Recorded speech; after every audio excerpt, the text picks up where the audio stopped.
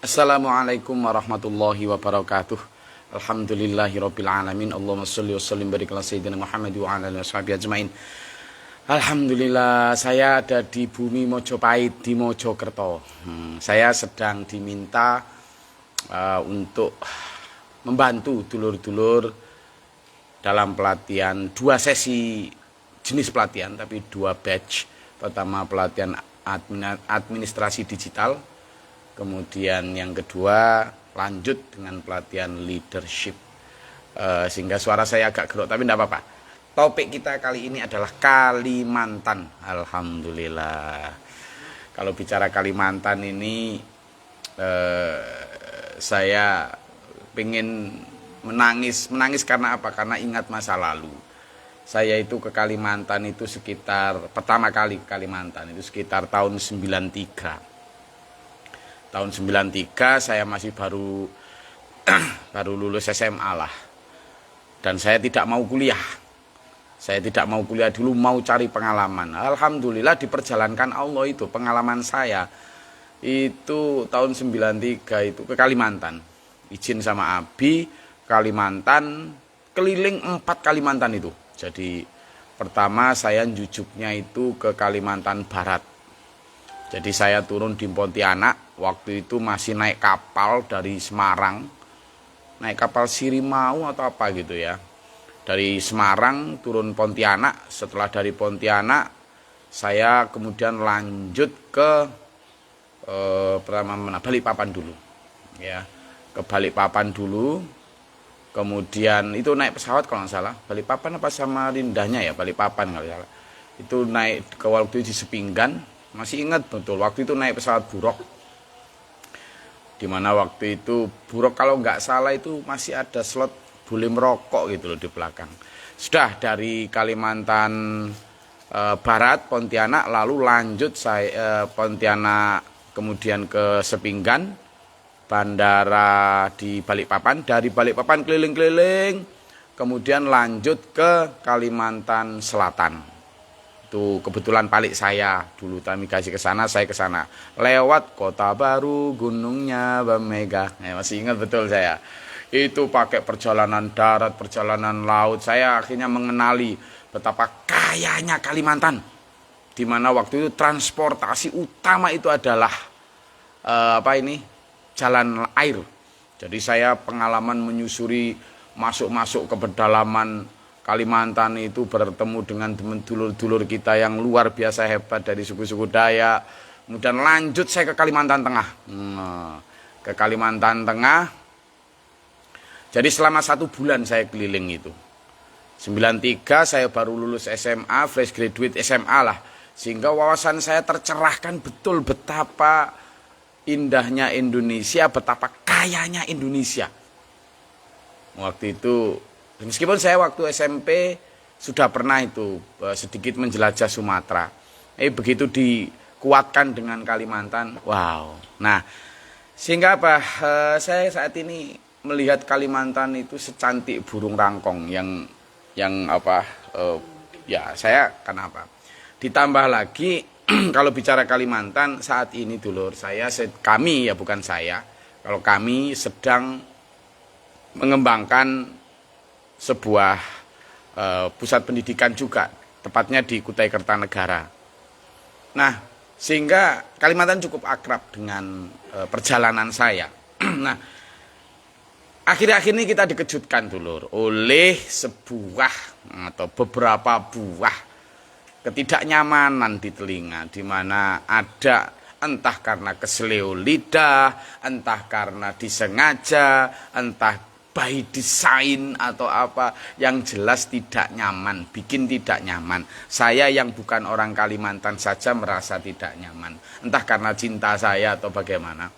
Jadi saya tetap ingin ngajak dulur ya, ketika ada berita-berita semacam itu, entah keselio lidahnya para politisi atau karena memang kesengajaan untuk memprovokasi, saya dan sampean ayolah mulai berbijak ria untuk tidak ikut-ikutan.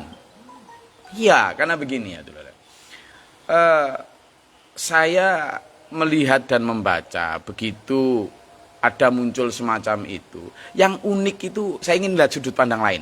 Yang unik itu kemudian ada yang mengekspos tentang kegarangan dulur-dulur suku Dayak, kekejaman dulur-dulur suku Dayak. Misalnya kayak suku Dayak itu suka perang, kayak suku Dayak. Enggak.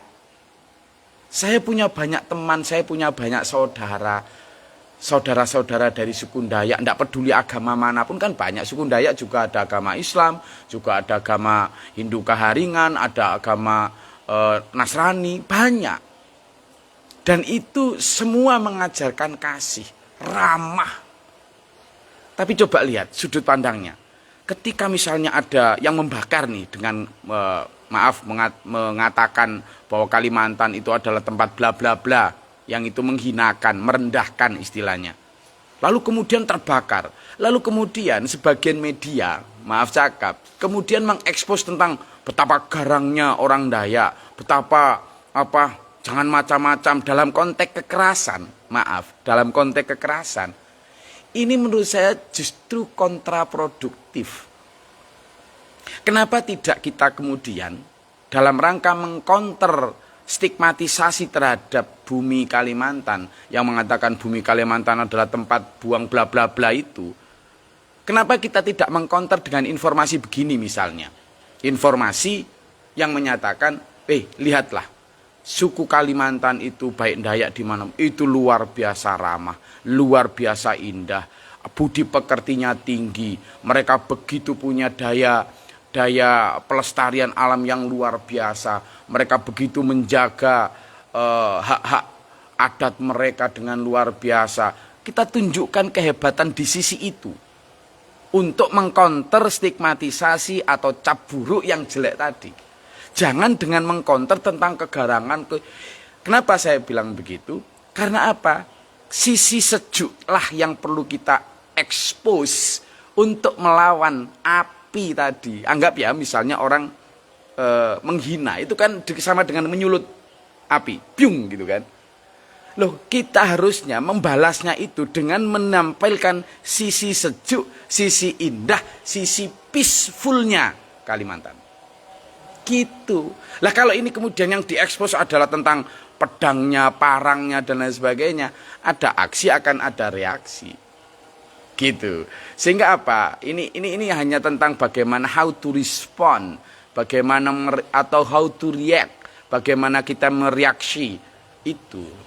Nah, kaitannya itu dulu. Jadi saya lebih setuju kalau kita ini mengekspos tentang bagaimana dulur-dulur Kalimantan yang sangat toleran, bagaimana dulur-dulur Kalimantan terutama suku Dayak yang aslinya begitu welcome terhadap para pendatang. Ingat, program transmigrasi ya ke Kalimantan itu sudah sejak awal-awal pemerintahan Orde Baru, dan luar biasa banyak dulur-dulur pendatang dari kampung manapun, entah dari pulau manapun, dari suku manapun yang alhamdulillah berhasil dan sukses di Kalimantan. Dan dulur-dulur Kalimantan welcome itu. Nah, kenapa itu tidak yang diekspos? Ya kan? Kenapa yang diekspos kemudian oleh media ini? Bukan salah dulur-dulur Dayak, oleh media dan oleh kita-kita dengan mengekspos sesuatu yang sifatnya itu kekerasan, keganasan, kesangaran. Kenapa itu gitu? Karena kalau itu yang diekspos, semua orang juga punya, akhirnya tumbuh reaksi lagi. Nanti suku satu merasa, wah tak belai suku satu. Akhirnya muncul, wah kurang apa? Kalau kekebalan akan dilawan, saya juga kebal. Waduh, nah ini jangan-jangan ada yang suka kepingin sedang memantik itu gitu. Nah kita jangan mau, kita harus cerdas. Kenapa? Saya melihat kalau kita tidak pinter dulur, ini nanti kita akan terjebak itu. Entah ya, misalnya kalau kita nggak mewakili kedamaian, si oknum yang menghina atau mengatakan entah keselio lidah atau apa tentang Kalimantan tadi, itu tidak mewakili ras agama apapun. Dia adalah oknum. Maka harusnya kita juga lebih cerdas melihatnya, dia oknum, selesai. Oknum. Ketika kita melihatnya oknum, kita tidak akan kemudian terseret oleh by design atau oleh siapa, enggak. Karena apa? Kaltim itu kaya. kaya SDA, sumber daya alam atau natural resources, juga kaya akan human resources, kaya juga akan apa? Cultural resources atau budaya. Dan yang paling sekarang itu adalah kaya sumber daya alam. Sehingga karena kaya sumber daya alam juga kaya akan kepentingan yang masuk. Nah, ini yang harus kita pahami dulu. Kita sebagai publik ya, apalagi sebagai netizen, harus mendidik diri kita sendirilah. Jangan gampang, ayolah be smart people. Jadi orang yang cerdas lah dalam melihat itu, terutama kritis. Nah, kenapa? Karena gini, kita ini harus konsisten ya, melihat pola. Kemarin sebelum isu Kalimantan ini, coba lihat, ada Makassar, ya kan? Makassar sempat itu ada yang mencoba memancing-mancing dengan menghina-hina Makassar dan sebagainya. Padahal orang-orang Makassar juga begitu, baik, toleran. Indonesia pokoknya begitulah. Sebelum itu kita juga dihebohkan dengan Sunda, ya kan? Ada yang terpancing, loh, ada apa ini? Habis dari Sunda, kemudian ke Makassar, kemudian Kalimantan, ada apa ini? Nah, kalau kemudian teksik manas, nyala, teksik nyala. Yang tepuk tangan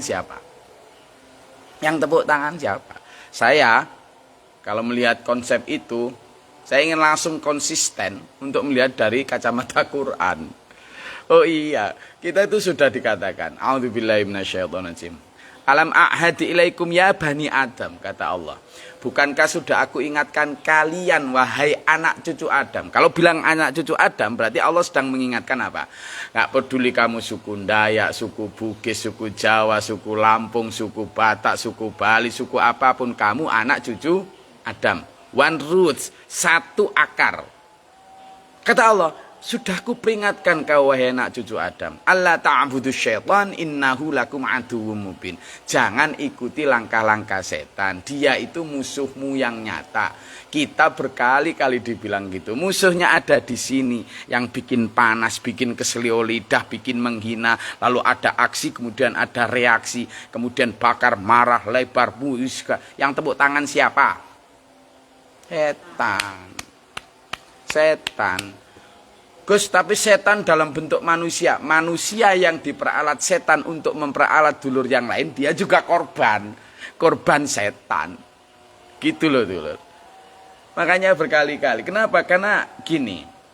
Kenapa saya bilang meskipun ada provokator yang berupa manusia, dia juga tetap korban. Karena ketika ada api membakar biung, saling, ini lihat aku, kebal, satunya kebal, kemudian tempur, kebal, saling kebal. Itu kan yang sejak dulu Indonesia punya satu prinsip, menang jadi arang, kalah jadi abu. Jadi menang jadi arang, kalah jadi nggak ada yang untung. Saya selalu mengajak dulu bahwa Quran itu dalam kita, saya umat Islam ya. Artinya bahkan mungkin menurut saya di agama apapun selalu begitu. Mencoba menghindari konflik dengan cara melebarkan sudut pandang kita. Melihat Kalimantan misalnya. Saya mau tanya. Ini lagu kemudian si netizen lagu ikut-ikutan saling menghina di. Coba lihat, saya mau tanya. Kalimantan itu sangat kaya dan selama ini banyak menangis loh. Coba deh yang sampean yang belum pernah ke Kalimantan, sampean keliling ke beberapa daerah, terutama daerah-daerah yang banyak tambang. Itu tambang galian besar, waduh, dan tidak terawat kembali sehingga menjadi kayak danau-danau buatan. Yang itu menurut secara ekologis ya luar biasa rusak. Belum lagi hutan yang dibabat tiap hari itu ribuan hektar. Ya, untuk konsensi. Dan ini sebenarnya juga sangat menggeser hak-hak adat orang suku Dayak, suku Kalimantan asli. Sangat terpinggirkan. Kemana sampean kok tidak membela? Kemana kita selama ini? Dan itu sudah puluhan tahun, bukan hanya tahun-tahun ini, sejak tahun Orde Baru. Kalimantan merana, terutama alamnya, terutama hak-hak adatnya, merana betul. Saya itu ya dulu ya. tiap kali di tol atau di jalan raya gitu, kemudian ada truk trailer bau besar yang bawa kayu gede-gede, saya itu pasti sewedih gitu. Karena saya mikir, ini mesti motong kalau nggak di Kalimantan, di Sulawesi, di Papua. Gitu. Dan kalau kita misalnya terbang di atas, saya di atas Riau itu, begitu banyak hutan gundul itu, aduh sedih. Jadi oke, di satu sisi kita sedih karena ada hinaan-hinaan semacam ini, saya sepakat dengan jangan begitu gitu loh. Tetapi di satu sisi sebenarnya ada juga yang perlu kita sedihkan dan perlu kita bela juga. Apa? Perusakan alam. Perusakan alam. Dan ini luar biasa. Dan Quran juga sudah mengatakan, la tufsidu fil ard. Jangan engkau membuat kerusakan di muka bumi. Termasuk itu. Jadi kalau kita mau membela Kalimantan, belalah di budayanya. Oke. Belalah kehormatan, oke, tapi juga belalah alamnya, belalah sumber daya manusianya, dan yang terpenting belalah manusianya. Jadi manusianya ini siapa saja, suku apa saja, agama apa saja yang ada di sana, bagaimana agar rukun, bagaimana agar damai, dengan cara apa? Kita menghentikan ikut menyulut itu. Ayo kita lawan stigmatisasi negatif itu dengan apa? Dengan optimalisasi news atau berita baik tentang tolerannya dulur Kalimantan, tentang ramahnya dulur Kalimantan, tentang open mind-nya dan gampang diajak kerjasamanya itu. Dan yang terpenting adalah bagaimana melestarikan alam Kalimantan. Jadi dulur, saya ingin akhiri kajian ini dengan begini. Ayo cerdas terutama dalam memilah dan memilih informasi, itu yang pertama. Ayo kita yang kedua tidak mudah tersulut emosi. Ya, pertama adalah bagaimana kita memilah dan memilih informasi. Satu. Yang kedua, ayo kita abaikan sampah provokasi.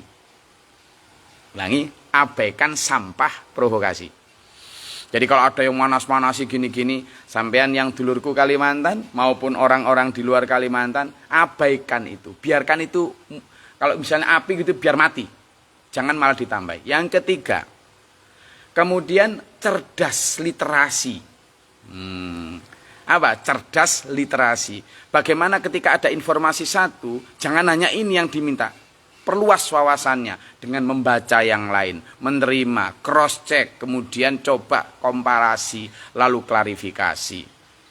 Ya, itu yang ketiga. Yang keempat saya minta untuk tidak mudah tersulut emosi atau memiliki kecerdasan emosional. Kalau ada orang gitu, lawang anak nggak jelas, gitu aja. Iya kan? Nah, itu akan reda sendiri. Yang kelima adalah teliti dengan rinci sebelum membuat konklusi. Yang kelima, teliti dengan rinci semua berita informasi sebelum membuat konklusi. Yang keenam, kita harus melakukan rethinking dan diskusi sebelum membuat aksi. Gitu. Dan yang terakhir, yang ketujuh, ayo bersandar kepada Allah Sang Maha Robbi, bahwa kita adalah sesama anak cucu Adam, bangsa insani. Sudah. Jadi 7 hal itu yang ingin saya berbagi dengan dulur-dulur semua. Semoga Kalimantan menjadi pulau terbesar di Indonesia yang kaya akan sumber daya alam, tapi juga kaya akan harapan, kaya akan potensi, dan kaya yang bermanfaat untuk penduduk Kalimantan khususnya dan Indonesia pada umumnya, bukan untuk segelintir orang saja. Maka untuk itu biar kita nggak mudah terprovokasi, ayo pandai.